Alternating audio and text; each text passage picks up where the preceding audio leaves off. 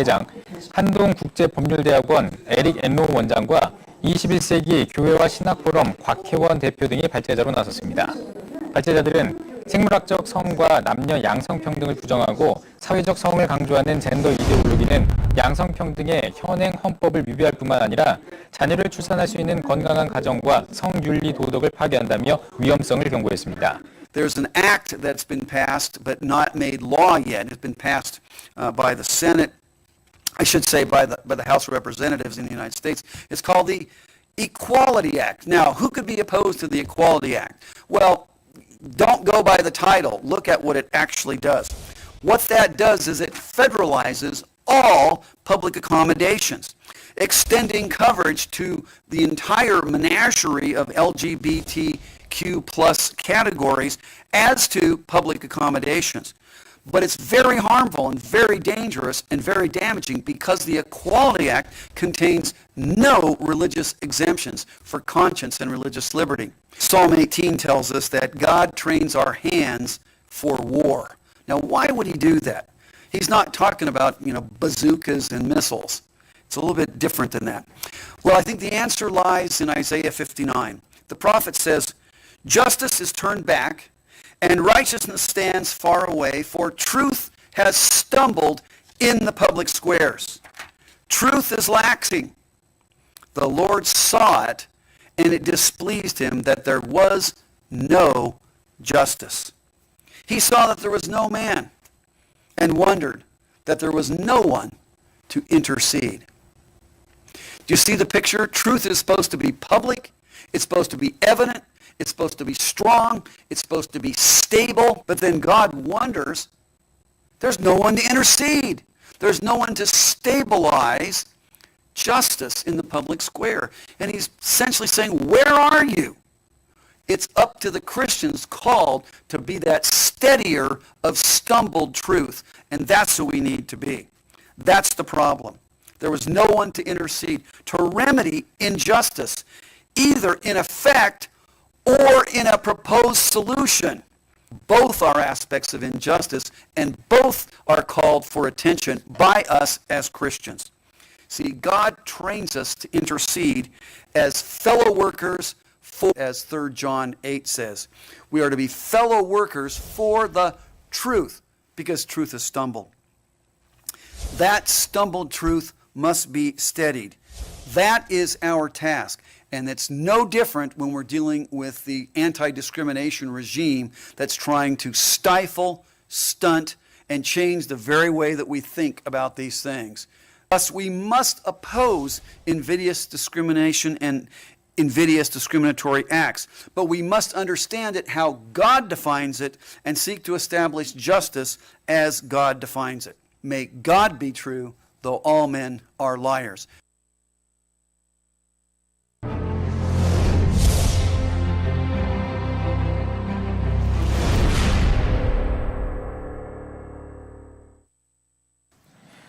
윤종필 국회의원실과 동성애 동성혼 반대 국민연합 등이 주최한 학술 포럼에는 서울대학교 최대건 교수와 미국 ADF 제프리 밴트렐라 수석 부회장, 한동국제법률대학원 에릭 엔로 원장과 21세기 교회와 신학포럼 곽혜원 대표 등이 발제자로 나섰습니다. 발제자들은 생물학적 성과 남녀 양성평등을 부정하고 사회적 성을 강조하는 젠더 이데올로기는 양성평등의 현행 헌법을 위배할 뿐만 아니라 자녀를 출산할 수 있는 건강한 가정과 성윤리 도덕을 파괴한다며 위험성을 경고했습니다. There's an act that's been passed but not made law yet. It's been passed by the Senate, I should say by the House of Representatives in the United States. It's called the Equality Act. Now, who could be opposed to the Equality Act? Well, don't go by the title. Look at what it actually does. What that does is it federalizes all public accommodations, extending coverage to the entire menagerie of LGBTQ plus categories as to public accommodations. But it's very harmful and very dangerous and very damaging because the Equality Act contains no religious exemptions for conscience and religious liberty. Psalm 18 tells us that God trains our hands for war. Now, why would he do that? He's not talking about, bazookas and missiles. It's a little bit different than that. Well, I think the answer lies in Isaiah 59. The prophet says, "Justice is turned back, and righteousness stands far away, for truth has stumbled in the public squares. Truth is lacking. The Lord saw it, and it displeased him that there was no justice. He saw that there was no man, and wondered that there was no one to intercede." Do you see the picture? Truth is supposed to be public. It's supposed to be evident. It's supposed to be strong. It's supposed to be stable. But then God wonders, there's no one to intercede. There's no one to stabilize justice in the public square. And he's essentially saying, where are you? It's up to the Christians called to be that steadier of stumbled truth. And that's who we need to be. That's the problem. There was no one to intercede, to remedy injustice, either in effect or in a proposed solution. Both are aspects of injustice, and both are called for attention by us as Christians. See, God trains us to intercede as fellow workers for the truth, as 3 John 8 says. We are to be fellow workers for the truth, because truth has stumbled. That stumbled truth must be steadied. That is our task. And it's no different when we're dealing with the anti-discrimination regime that's trying to stifle, stunt, and change the very way that we think about these things. Thus, we must oppose invidious discrimination and invidious discriminatory acts. But we must understand it how God defines it and seek to establish justice as God defines it. May God be true, though all men are liars.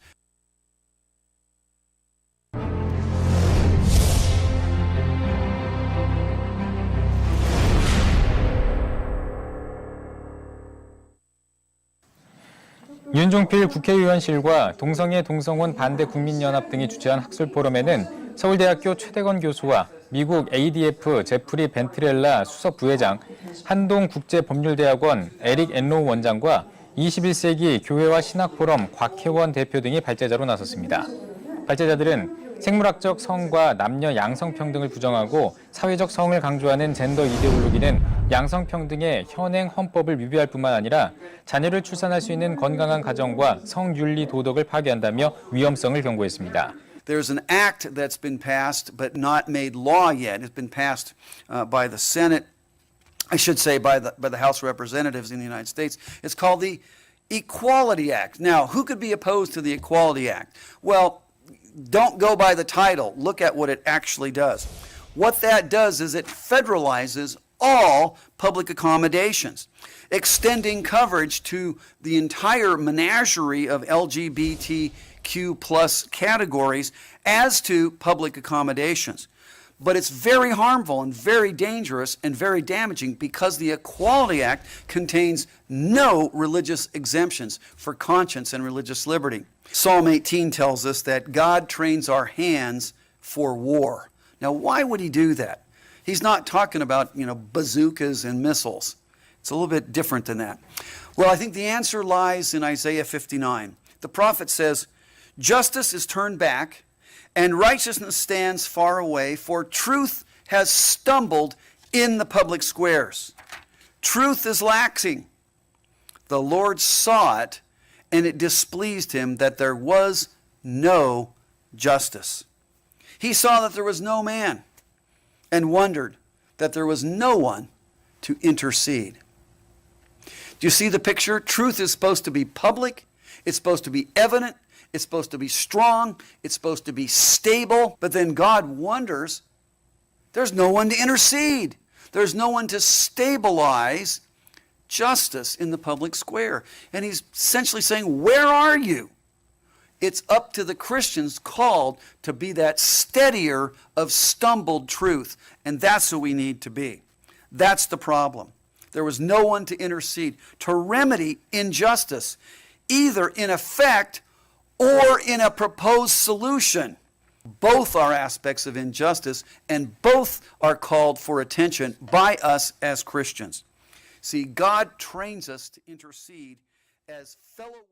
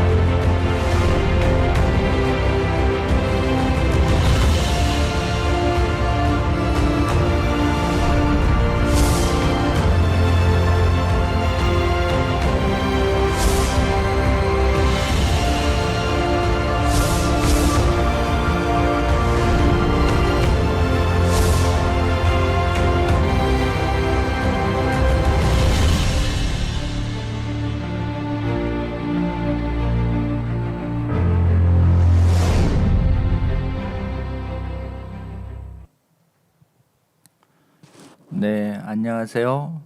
전국의 이 차별금지법 바로알기 아카데미 시청해 주시는 성도 여러분, 국민 여러분, 반갑습니다. 저희가 지난번에 방송할 때는 2020년이었는데 지금은 어느덧 21년이 됐습니다. 새해 첫 방송에 여러분께 이렇게 인사드리게 돼서 정말 감사하고 반갑습니다.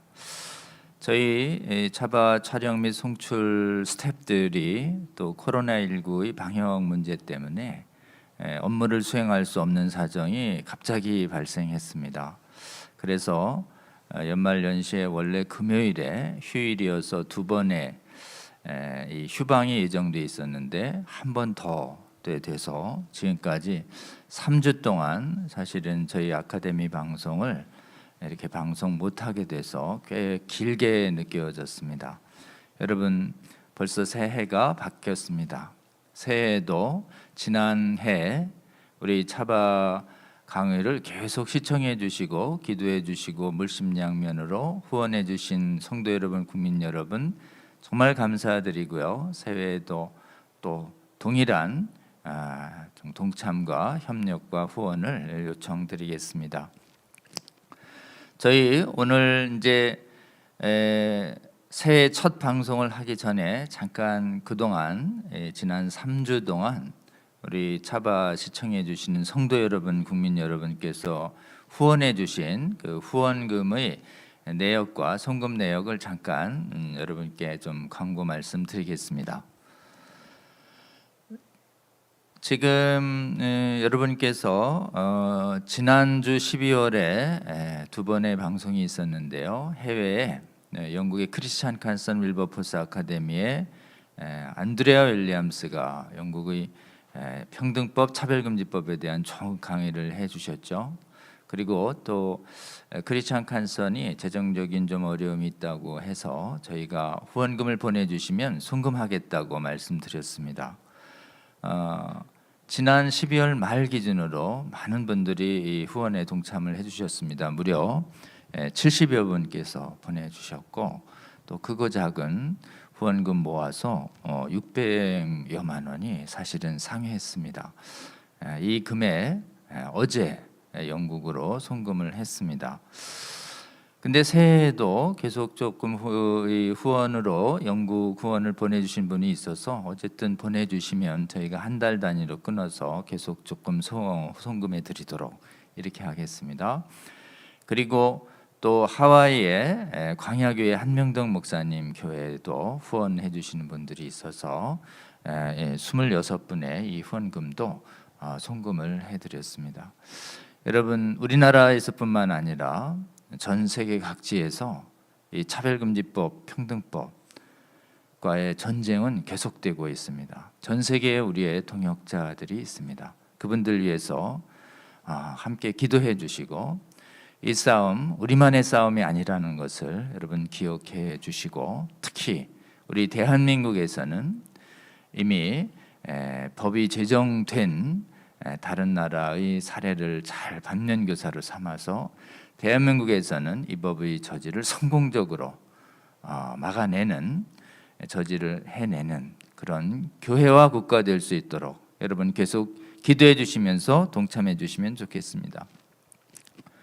오늘 제가 인터넷 송출하면서도 이 마스크를 쓰는 이유는 정부의 방침상 특히 종교의 시설에 해당하는 경우에 전문 방송이 아닌 경우 설교자도 마스크를 쓰도록 지침이 내려왔기 때문에 그렇습니다.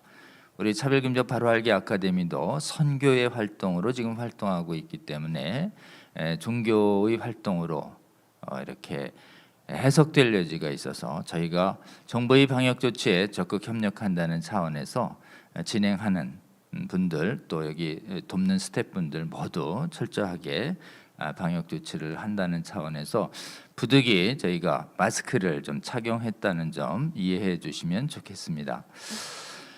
그리고 오늘 이제 다음 강사를 소개해 올리겠습니다. 오늘 첫 강의를 담당해 주실 분은 제프리 밴트렐라라는 이미 프리뷰 영상에서도 보셨지만 미국 ADF라는 조직의 부회장입니다. 제가 이 제프리 밴트렐라 이 변호사신데요.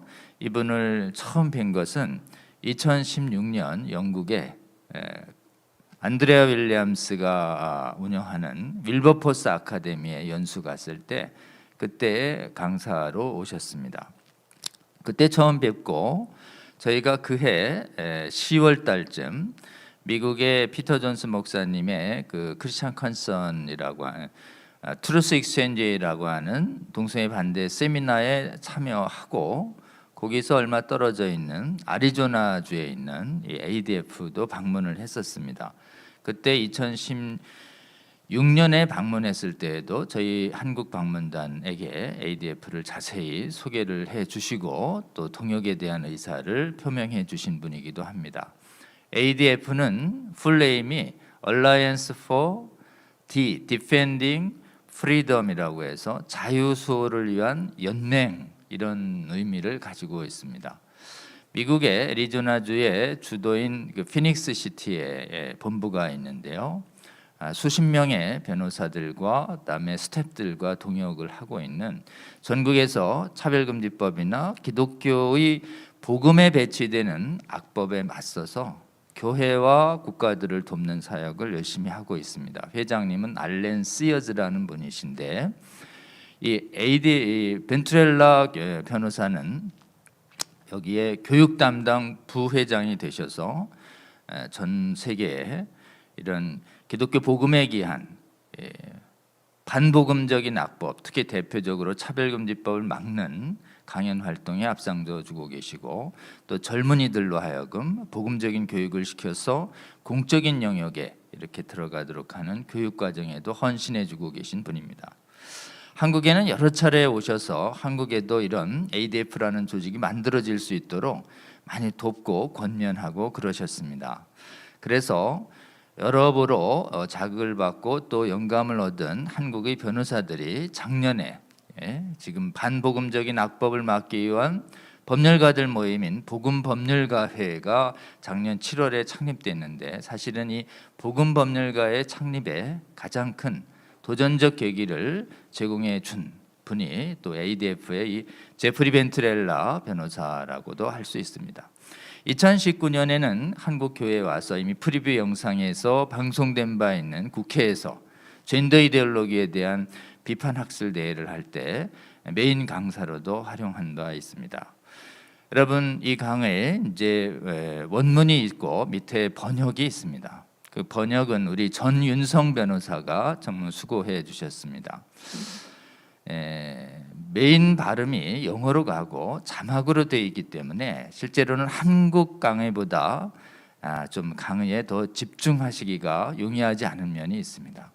그럼에도 불구하고 여러분 한번 강의를 한 40분 정도 되는 강의입니다.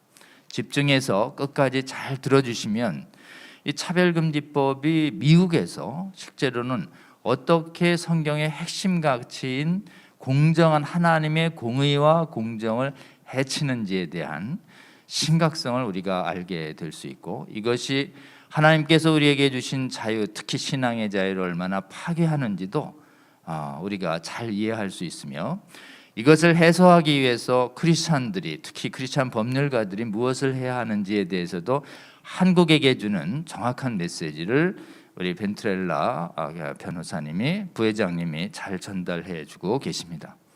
여러분 이 한국에 처음으로 차별금지법에 초점을 맞춰서 새해 처음에 우리 밴트렐라 부회장님 강의를 하게 된 것을 영광으로 생각합니다. 여러분 이 강의 집중해서 들어주시고 또 여러분 차별금지법 막는데 귀하게 활용해 주시기를 당부드립니다. 우리 밴트렐라 교수님의 강의를 시작하도록 하겠습니다. 감사합니다.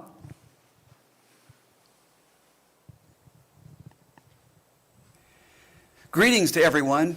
You are some of my favorite people, and it's my great privilege to again having the opportunity to be able to address those in the Republic of South Korea, particularly on behalf of the Alliance for Gospel Advocacy.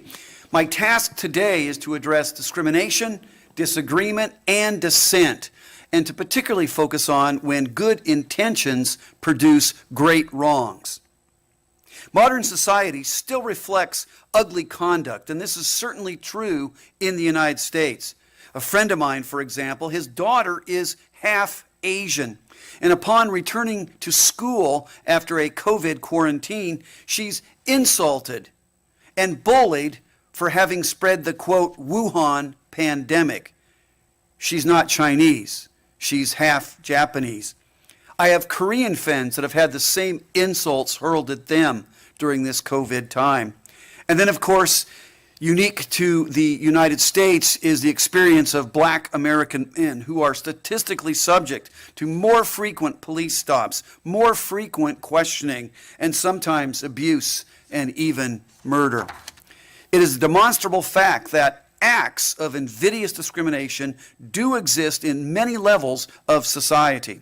On the one hand, that shouldn't be surprising because as Christians we understand that the world is fallen and people are fallen and sinful behavior results from that.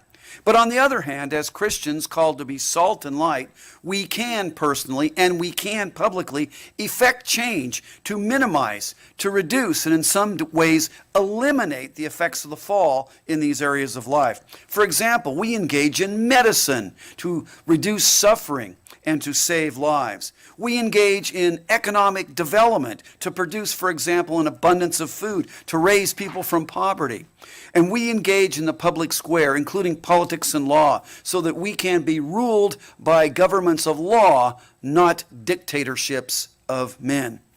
And my purpose today is to help us to think Christianly about acts of discrimination using the United States experiment to evaluate these kinds of things and to look at proposed legal remedies to them.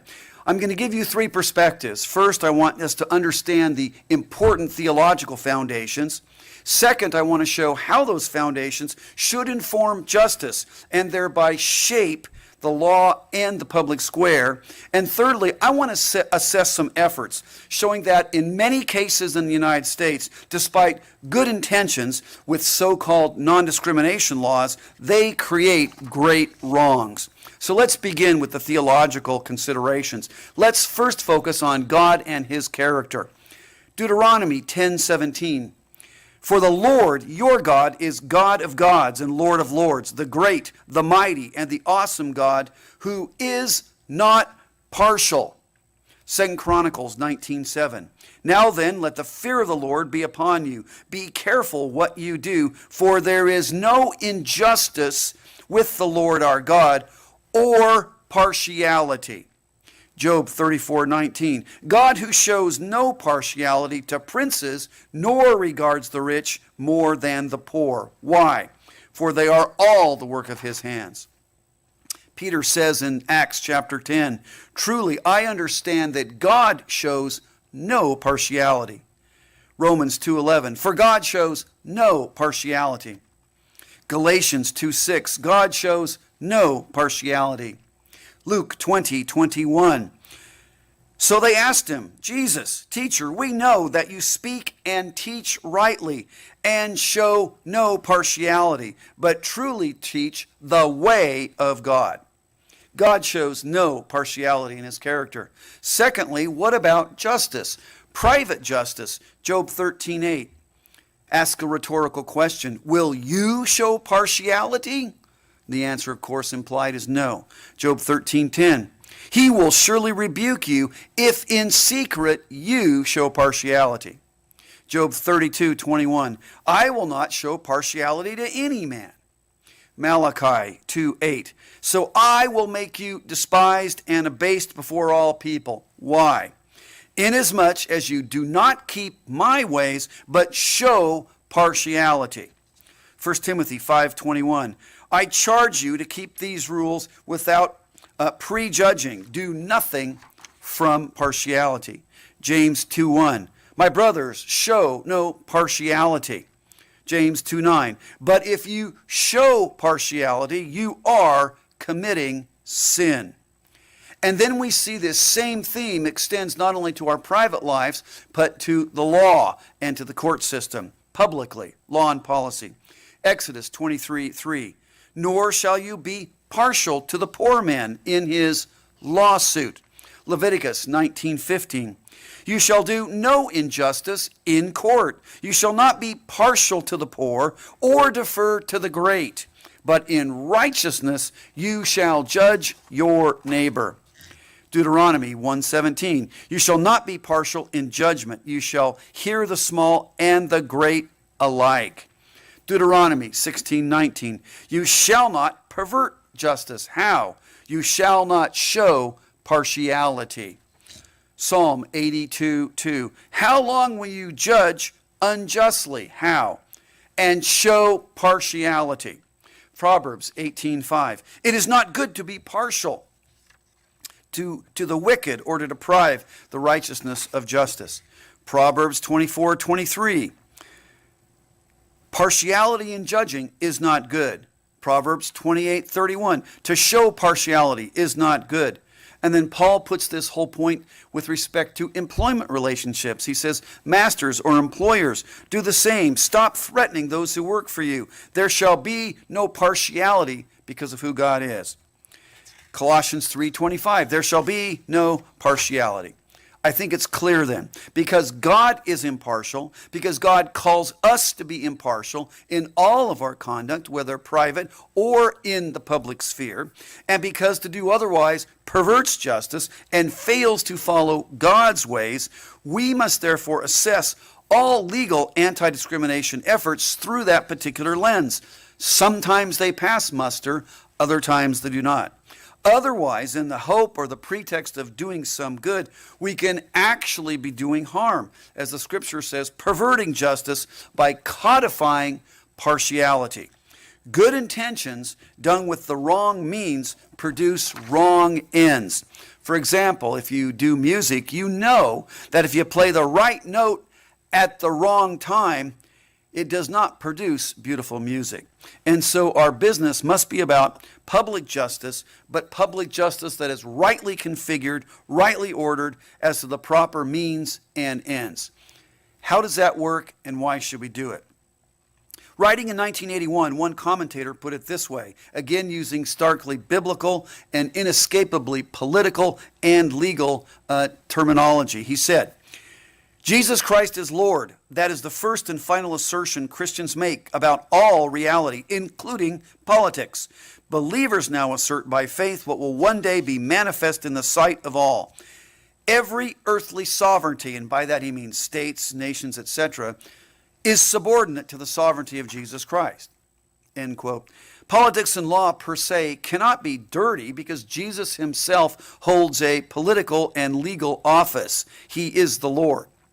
Another scholar put it this way, the Christian faith is either relevant to all of life or it is relevant to none of it. The claims of God are either total or he is not God. To ask Christianity to stay in its own territory is to ask it to stay in all of life. And that would include a faithful presence in the public square dealing with law, policy, politics, and the human good. So then what would be the aim of this faithful presence if it's rightly ordered? What should be the trajectory of a rightly ordered political and legal power? What is the thematic direction, and what should the Christian propose to seek to influence law and public policy? Scholar Daniel Dreisbach describes this vector in the motif of a God-shaped and a gospel-shaped faithful presence in the political and legal sphere. He says, and I quote, the cause of liberty is the cause of God. God favors and approves the cause of liberty, and tyranny and arbitrary rule are offensive to him. Indeed, a state of tyranny, of slavery, or sin represents a disordering of God's moral structure.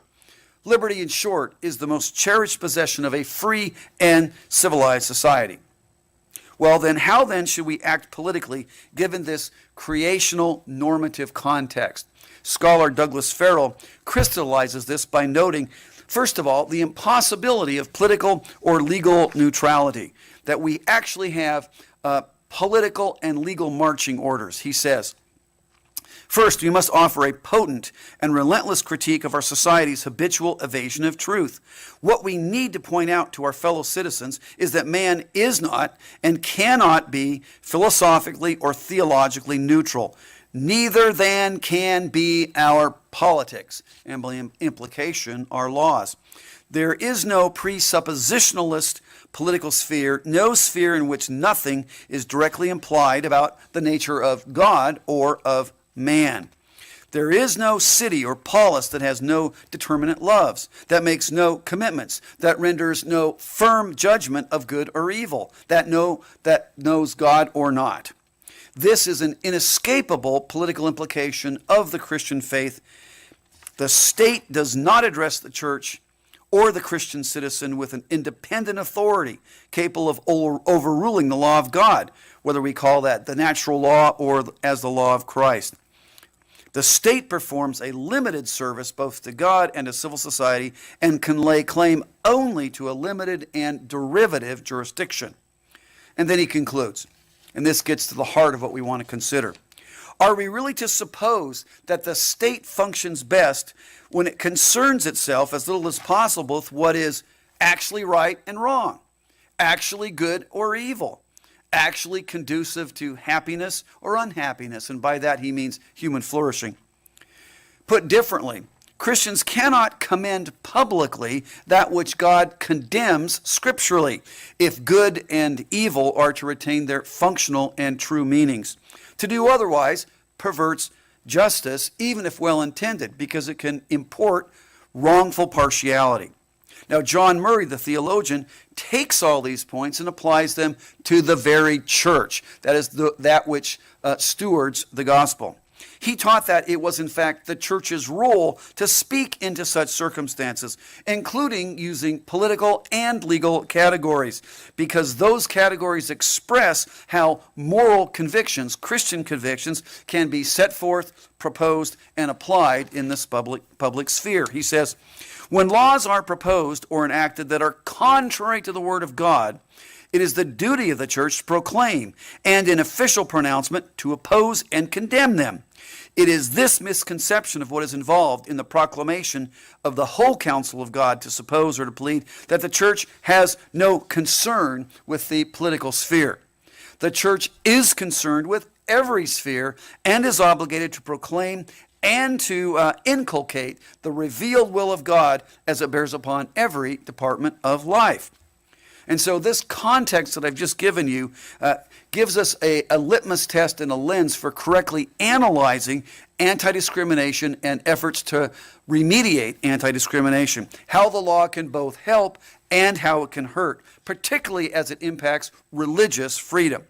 In the United States today, there are many efforts to limit religious freedom under the guise of, quote, eliminating discrimination, largely driven by LGBTQ interests. And they target particular kinds of professions. For example, they target creative professionals, videographers, bakers, florists, calligraphers, T-shirt printers, and so forth. They also target mercy ministries like adoption agencies, homeless shelters, hospitals, private schools. Now, the rationales that you hear in Twitter and sound bites claim that promoting religious liberty is just a ruse, that it's, quote, a license to discriminate, quote, that it's the effort of, quote, hate groups, quote, that people who promote religious liberty are, quote, on the wrong side of history. Well, we need to assess these claims, and we need to assess the proposed means when they're targeting these kinds of things. For example, we need to recognize that there are differences between things, between one thing and different things. On the one hand, being rational and making decisions, including rational disagreement or even dissent, that's one thing. On the other hand, there is unjust acts and unjust treatment of real people. And in fact, the state should restrict those sorts of things. But that's where we have to analyze it. Put differently, not every decision based on a distinction or a disagreement comprises a wrongful act of invidious discrimination. Let me give you some examples. What if you have a truck hauling company or a shipping company that refuses to hire blind people to drive or pilot a ship? Well, that's not discrimination against handicapped persons. What if you have a professional basketball team that refuses to hire a short and unskilled or even a paralyzed person for their team?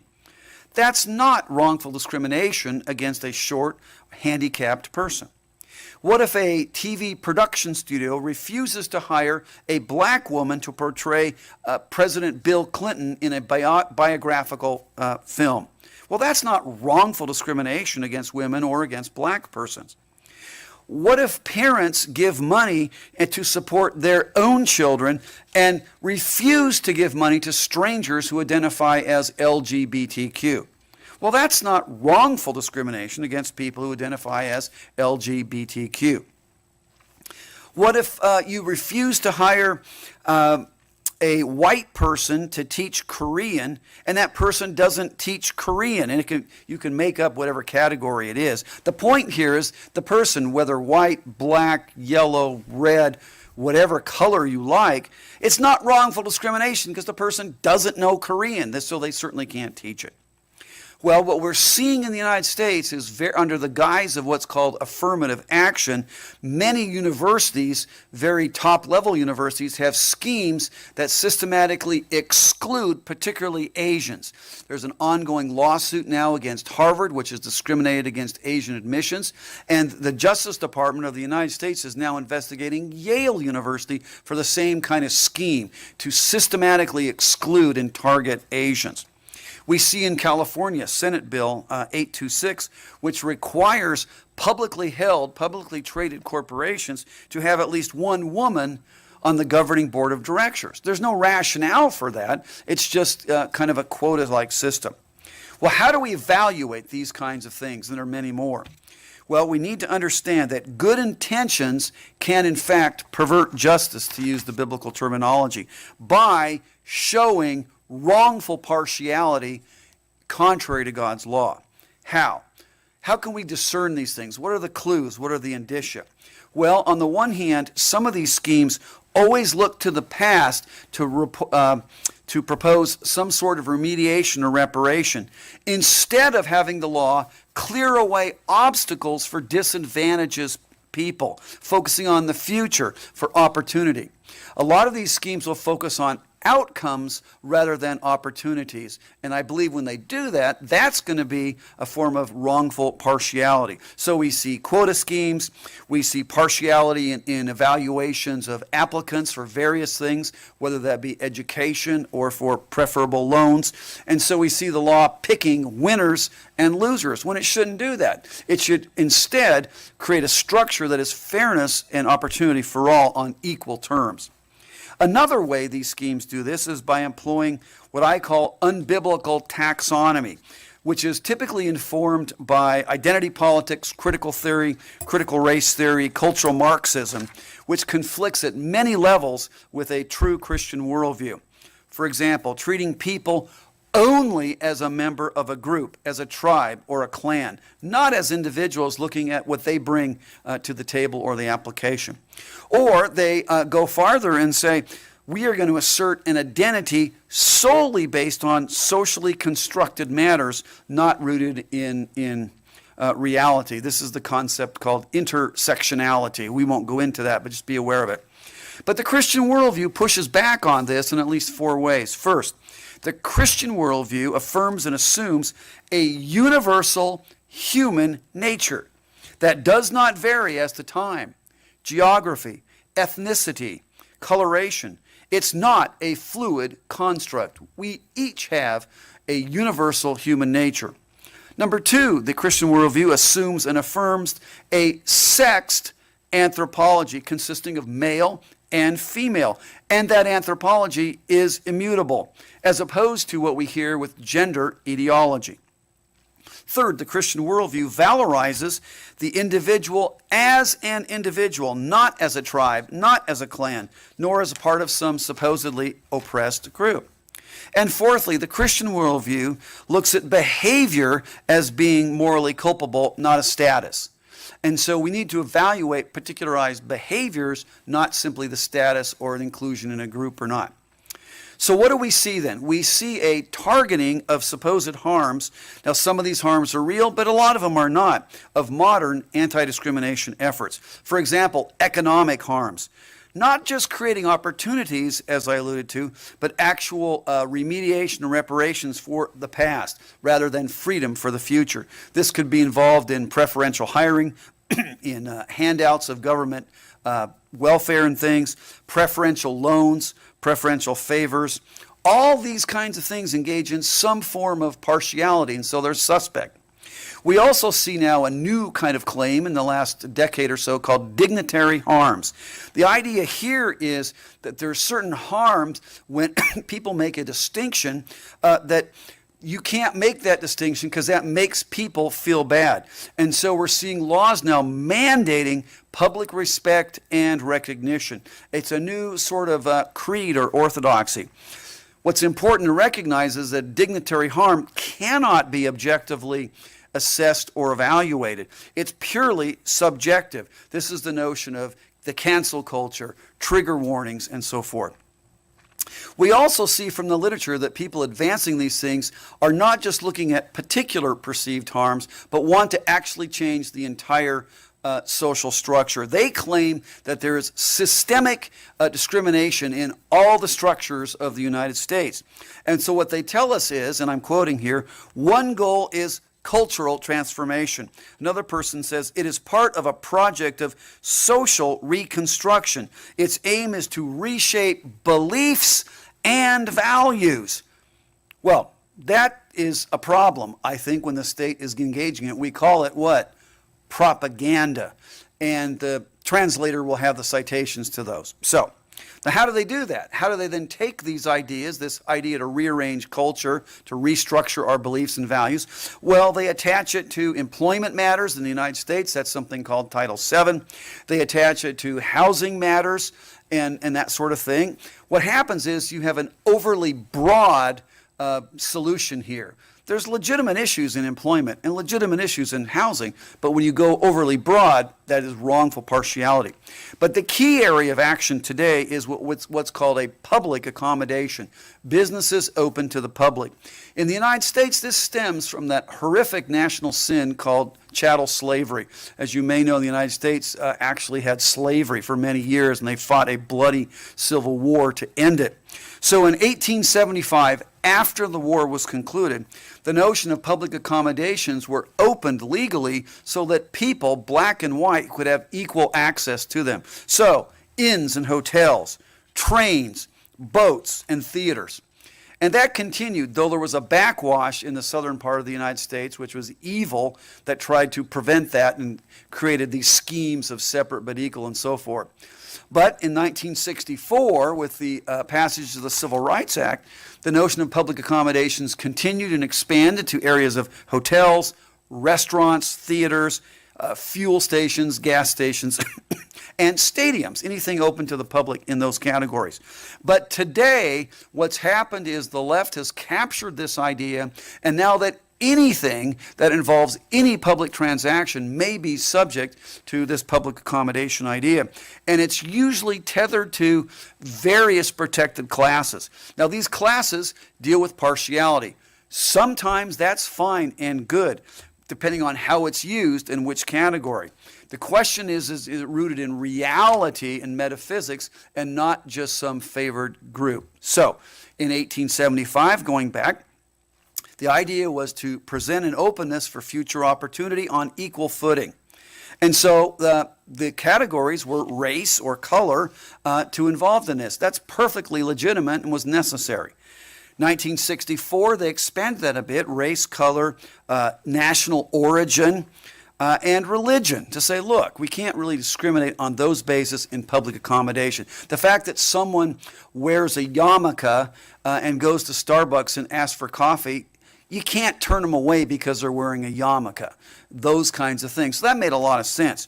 But today what we have is a push to accelerate and expand these various categories, and they're not inherent or metaphysical or tethered to foundational beliefs like religion. So we see things like religion, color, national origin. Okay, that's fine. Age, it gets a little blurry there. Disability, well, it depends on who defines that. Marital status can be very problematic for a church. Maybe your church doesn't want to have members that are in a same-sex marriage. Oh, but you're a public accommodation. And now we have all kinds of categories such as source of income, one's arrest record, physical appearance, sexual orientation, gender identity, political beliefs, familial status, whether you're a student or not, domestic partner, receipt of rental assistance, refusal to disclose Social Security numbers, those kinds of. So you just make these things up, and they're not really dealing with historically oppressed situations. You're just kind of trying to favor, to be partial to other groups. Now, this creates clashes and tensions. For example, 20 years ago, we had a situation where a group for young men called the Boy Scouts, a voluntary association, had a rule that says we're not going to allow LGBT people to be leaders of the Boy Scouts. And that was litigated. It was claimed that was discrimination against the LGBT Scoutmaster leader. But the Boy Scouts said, we don't want someone who has those kinds of attractions to be in tents in the wilderness with young boys. And they won that case in the year 2000, saying there's an associational right. That's not discrimination, that's an associational right. We saw this, of course, go the other way 15 years later in the Obergefell decision, which federalized, constitutionalized same-sex marriage, which then creates a lot of religious liberty issues in the last 5 years, and we'll talk about that. And most recently in 2020, we had the Supreme Court rule that the public accommodation provision of Title VII dealing with employment, it's not public accommodation, but it's the employment aspect of it, included sexual orientation and gender ideology, even though those things are not in the actual text. So what we have to ask is there actual discriminatory acts involved, actual injustice, or is it just someone's saying their feelings are hurt because they claim to be part of a group? And then we have to ask, is the solution biblical or unbiblical in terms of how it shows partiality? Remember that merely disagreeing is not the same as an invidious discriminatory act. Is the focus on the person or on what they've been asked to do? Is it on the message or the status? Is it on a class or is it on celebrating an event? Let me see if I can flesh this out, talking about some of our clients.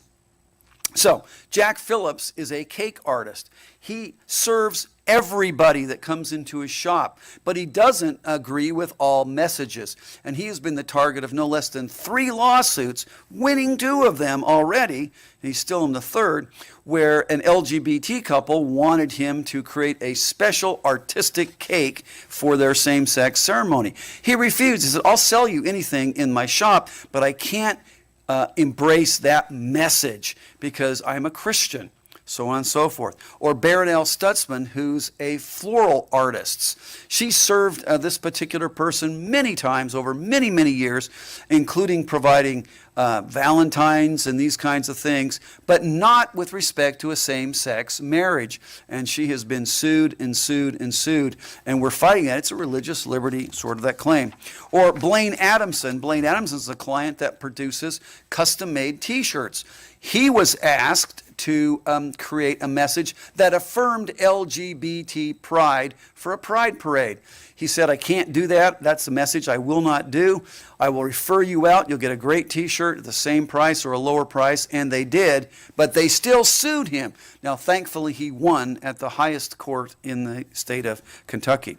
Or our clients here in where I am in Arizona, Brush and Nib, they are custom calligraphers, and they will do all kinds of things, but they simply will not do messages for marriages that celebrate same-sex ceremonies. And there's other messages as well. They will not convey, Satanist messages and that sort of thing.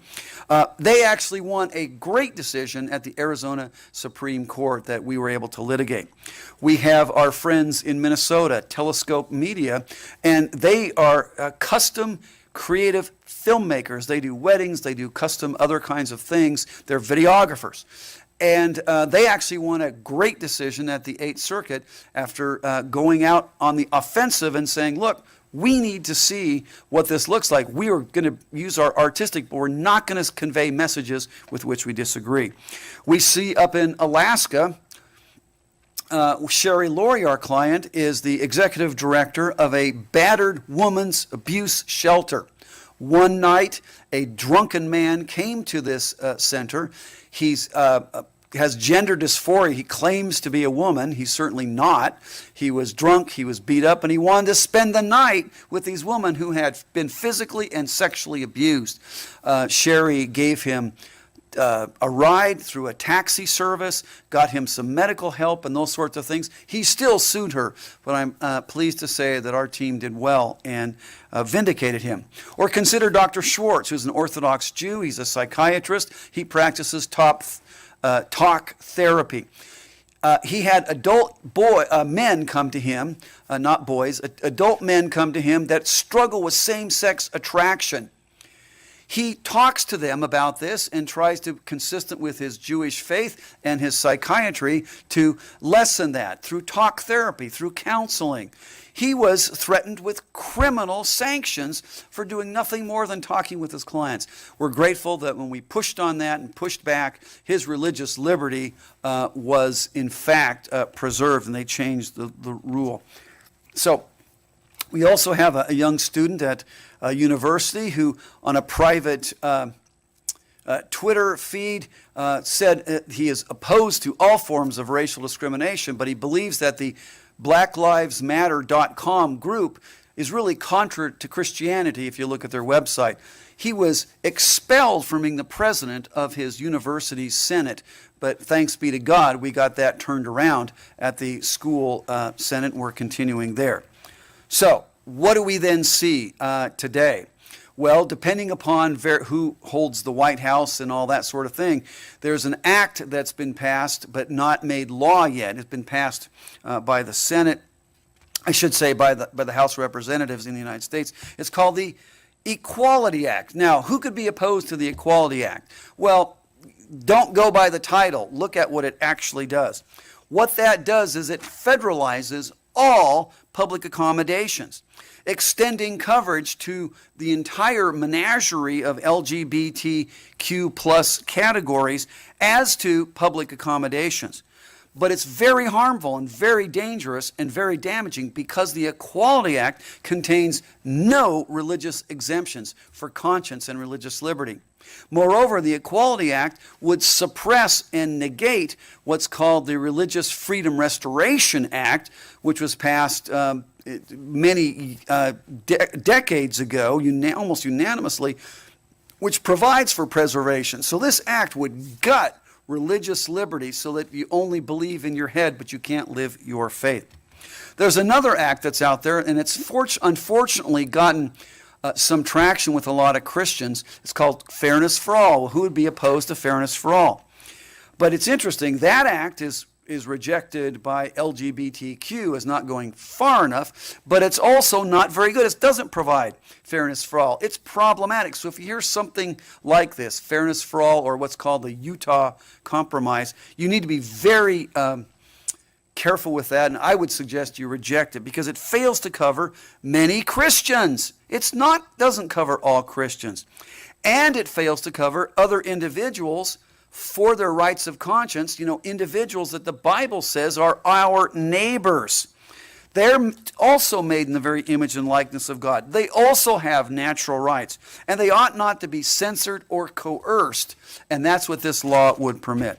Second of all, this Fairness for All claims that the trans issue, gender dysphoria, is a civil rights issue rather than a psychological matter, and that's not a Christian position. Third, Fairness for All fails to protect shelters, for example, of abused women. Sherry Laurie would have had to allow this man to spend the night with these abused and sexually assaulted women.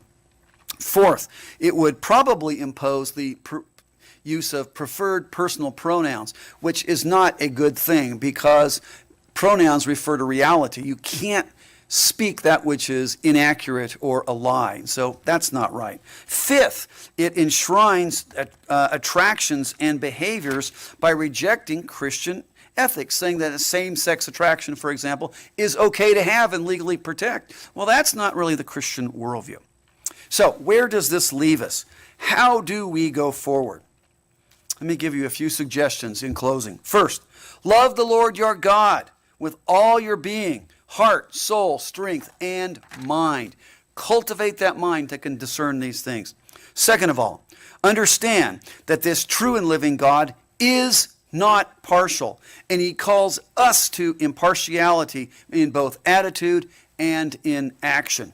Third, our prime directive is to seek first His kingdom and His righteousness, which summarizes the whole point of the Sermon on the Mount. We're to be light and salt, and Jesus says that is to be evident in our good works before men. And those good works are to be consistent and ethical in alignment with the very way of God, the very law of God. Fourth, only then can we rightly love our neighbor consistent with these precepts, including how we engage in law and public policy, including, therefore, eradicating unjust discriminatory acts.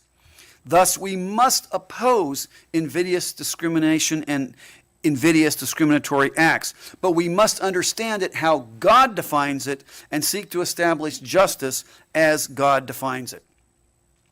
Psalm 18 tells us that God trains our hands for war. Now, why would He do that? He's not talking about, bazookas and missiles. It's a little bit different than that. Well, I think the answer lies in Isaiah 59. The prophet says, "Justice is turned back, and righteousness stands far away, for truth has stumbled in the public squares." Truth is lacking. The Lord saw it, and it displeased Him that there was no justice. He saw that there was no man, and wondered that there was no one to intercede. Do you see the picture? Truth is supposed to be public. It's supposed to be evident. It's supposed to be strong. It's supposed to be stable. And instead it's teetering. It's tottering. It's wobbling. It's falling apart. And this displeases God. But then God wonders, there's no one to intercede. There's no one to stabilize justice in the public square. And He's essentially saying, where are you? It's up to the Christians called to be that steadier of stumbled truth. And that's who we need to be. That's the problem. There was no one to intercede, to remedy injustice, either in effect or in a proposed solution, like certain anti-discrimination laws that target religious expression, religious liberty. Both are aspects of injustice, and both are called for attention by us as Christians. See, God trains us to intercede as fellow workers for the truth, as 3 John 8 says. We are to be fellow workers for the truth, because truth has stumbled. That stumbled truth must be steadied. That is our task. And it's no different when we're dealing with the anti-discrimination regime that's trying to stifle, stunt, and change the very way that we think about these things. May God be true, though all men are liars. I want to give thanks to the translator who did this, a friend of mine, and then I will simply leave you with this. 감사합니다. 네, 여러분 그 밴트렐라 강의 40분 정도 되는 강의인데 여러분 끝까지 잘 시청해 주시느라고 수고 많으셨습니다. 영어로 말하고 있고 또 번역된 글이고 그래서 보통의 그 설교보다는 좀 상당히 그 집중력이 있는 그 청취가 이해를 위해서 요구되는 그런 강의입니다. 저는 이제 2번 정도 이렇게 들었는데요. 여러분도 다시 한번 또 이렇게 복습해서 들어볼 수 있기를 더 권면드립니다. 굉장히 좋은 강의입니다. 특별히 이 차별금지법이나 평등법이 하나님의 계명에 있어서 무엇과 충돌하는지에 대해서 아주 선명하게 말하고 있습니다. 하나님은 우리에게 또 하나님의 성품은 우리 모두를 이게 외모로 취하지 않는다고 우리 성경엔 번역되어 있지만 do not show partiality라는 그 편파성을 보이지 마라 라고 하는 것이 하나님의 굉장히 중요한 그 그 공의의 핵심 개념입니다. 근데 이 편파성이라는 이 partiality라고 하는 것은 이 전체주의적인 사고의 원형인 막스 레니니즘에서 가장 중요하게 생각하는 원칙입니다. partiality. 우리는 이른바 프롤레타리아트의 편에서 partiality를 따르는 것이다. 근데 하나님은 partiality를 따르지 말고 진정한 fairness와 truth를 따르다. 이런 부분이 지금 인간들이 추구하는 공의와 하나님의 공의가 다르다는 것이고, 차별금지법, 평등법은 바로 이 성소수자라든지 이런 걸 내세워서 그 사람들에게 너무 불공정하게 대하고 진리를 따르는 성도들과 국민들에게 굉장히 불공정하게 불이익을 가하는 굉장히 악법이다라고 하는 것을 성경을 근거로 또 보편적인 법리를 근거로 잘 설명해 주고 있는 강의입니다. 그리고 이 차별금지 사상과 또 평등법 사고는 세계 최강대국 미국에서도 수없이, 사실은 이 편파적이고 잘못된 법률은 하나님이 우리에게 준 진정한 자유, 특히 핵심인 신앙의 자유를 침탈하고 있다라고 하는 것을 사례를 통해서 굉장히 잘 보여주고 있습니다. 제빵사 또는 플로리스트, 그리고 또 티셔츠를 만드는 사람들, 일상의 삶을 살아가고 있는 성도들이 얼마나 이 잘못된 법률에 의해서 신앙의 자유를 빼앗기고 있는지에 대해서도 말하고 있고, 또 이 잘못된 법률이 인권을 내세워서 우리로 하여금 우리가 믿고 있는 진리를 말하지 못하도록, 우리는 저 사람은 남자인데 분명히 저 사람은 자기가 여성이라고 주장하면 객관적으로 남자를 여성으로 부르도록 강요당하는 이런 잘못된 사고가 법으로 지금 현재화되고 있는 시대에 우리가 살고 있다라는 것입니다. 마지막 밴트렐라 교수의 강의, 변호사님의 권면도 저는 굉장히 이렇게 감명 깊었습니다. 하나님께서는 우리를 훈련시켜서 이 땅에 공의와 진리를 세우도록 하는 중재자로서 함께 일하도록 하신다. 펠로우 워커.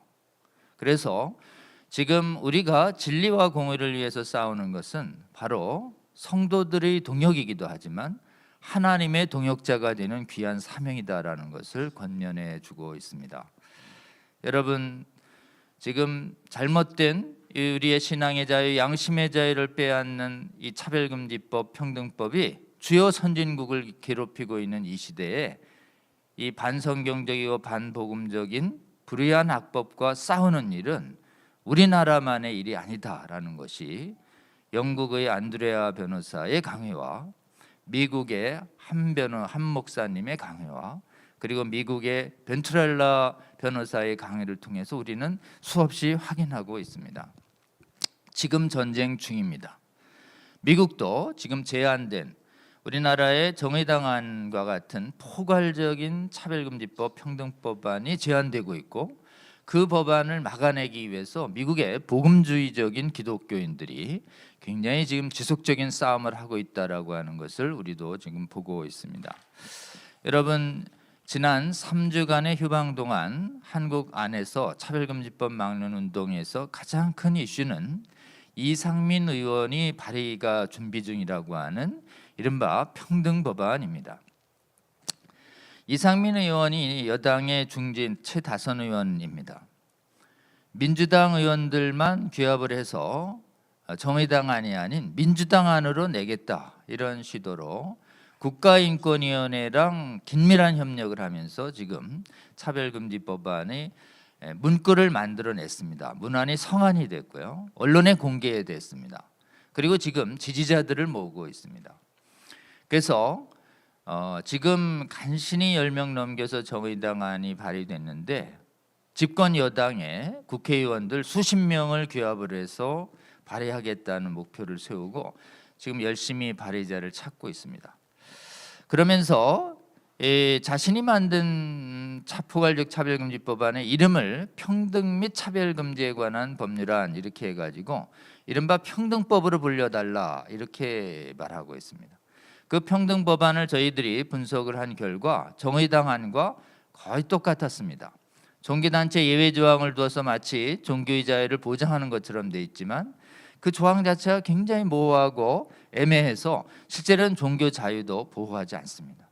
그리고 고용, 경제, 국가, 사회, 그리고 교육 영역, 사회의 전 영역에서 양심의 자유와 학문의 자유를 이렇게 침탈하는 것을 도저히 막지 못하는 법입니다. 그래서 저희가 지난 12월 16일에 보건법률가회하고 진평련에서 민주당 이상민 의원의 차별금지법안은 정의당안과 거의 동일하고 실질적으로는 반헌법적이고 신앙, 학문, 양심, 언론의 자유를 침탈하는 악법이기 때문에 그 제정에 단호히 반대한다라는 긴급 기자회견을 했습니다. 이 기자회견 동영상이 이 차바 채널 동영상에 업로드되어 있습니다. 224개의 우리 차바 채널을 공유하는 공유 채널에서도 가능하시면 채널 담당자님들이나 또는 목사님께서는 이 이상민 의원 차별금지법안이 얼마나 문제 있는지에 대한 전문가들의 다양한 기자회견 내용이 담긴 이 2시간짜리 동영상을 여러분의 채널에도 또 업로드시켜서 많은 구독자분들이 시청할 수 있도록 해주시면 좋겠습니다. 동영상으로 보는 게 조금 좀 글로 된 그 이상민 차별금지법안의 문제점을 좀 정리할 수 없을까 해서 저희가 보건법률가에서 성명서를 한 4-5페이지 정도 냈습니다. 이상민 의원안은 정의당 안과 이 점에서 동일하고 예외 조항은 허구적이다라는 내용을 아주 집중적으로 요약을 해서 보건법률가에 무려 한 20여 명의 전문 변호사들이 이름을 올려서 공동으로 발표를 했습니다. 그 기사가 보건법률가회 이상민 의원 추진 평등법 이렇게 인터넷에 치시면 12월 13일자로 국민일보의 기사가 있습니다. 거기에 저희의 성명서 전문이 게재되어 있습니다. 그것을 프린트해서 보시면 이상민 의원 안이 얼마나 잘못됐는지에 대해서 여러분 잘 아실 수 있게 되어 있습니다. 당분간 우리 보건법률가회와 또 이 차바를 운영하는 진평련은 이상민 의원이 발의 준비 중인 차별금지 법안, 평등법안이 동조자를 규합하지 못해서 발의되지 않도록 저지하는데 전국의 많은 교회 지도자님들과 교회 조직과 총력을 다해서 지금 막아서고 있습니다. 만일 이상민 의원이 수십 명의 지지자를 모아서 발의에 성공한다면 저희는 여당 안에서도 그 숫자 이상의 반대하는 여당 의원들이 있다라고 하는 것을 서명을 모아서 동시에 발표하려고 합니다. 그래서 이상민 의원의 안이 절대 집권 여당의 당론이 아니다라고 하는 것을 이렇게 보여주기 위해서 지금 전국의 교회 조직과 진평련 조직은 열심히 움직이고 있습니다. 이 방송을 보시는 전국의 성도 여러분, 국민 여러분, 지금 차별금지법 막는 데 있어서 가장 절박한 문제는 이상민 의원의 발의안에 여러분이 있는 지역구에 국회의원분이 동참하지 않도록 하는 것이고, 이것이 발의됐을 때 이것을 반대하는 국회 청원을 추진할 텐데 여기에 여러분이 속한 지역구의 국회의원들께서 동참해 주시도록 하는 것입니다.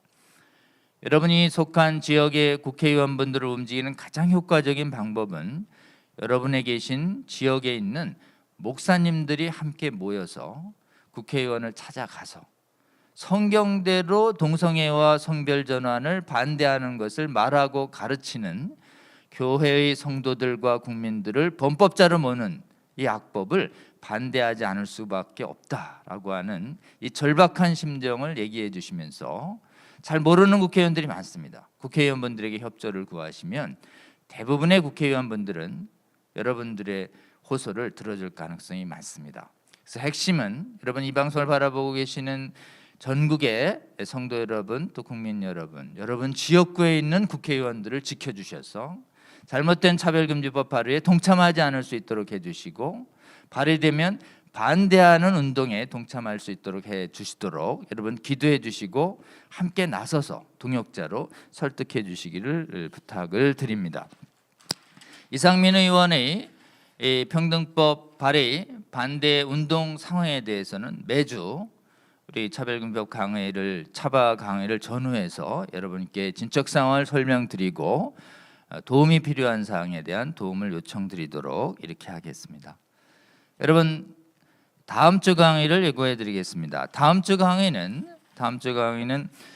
윤학열 감독님의 강의가 준비되어 있습니다. 여러분, 윤학열 감독님은 우리 차바 강의 동영상 라이트에 if 패밀리라고 차별금지법이 제정 시행된다면 우리나라의 사회에서는 어떤 상황이 벌어질 것인가에 대해서 이렇게 가상으로 차별금지법의 위험성을 경고하는 드라마를 만들어서 무료로 업로드 시켜주신 우리 감독님이십니다. 이 드라마가 탄생할 때까지 어떤 어려움이 있었고 어떤 하나님의 은혜가 있었는지, 그리고 이 문화사역이 얼마나 중요한지에 대해서 여러분께 귀한 강의를 제공해 주실 것입니다. 여러분, 다음 주 강의를 위해서도 기대해 주시고 함께 또 기도하시면서 동역해 주시기를 바랍니다. 오늘 강의, 밴트렐라 강의 외국의 강의였는데 여러분 끝까지 시청해 주셔서 감사합니다. 여건이 되시면 반복해서 들어주시고 핵심 내용을 여러분 많은 분들에게 또 권면 시청해 주시기를 다시 한번 호소드립니다.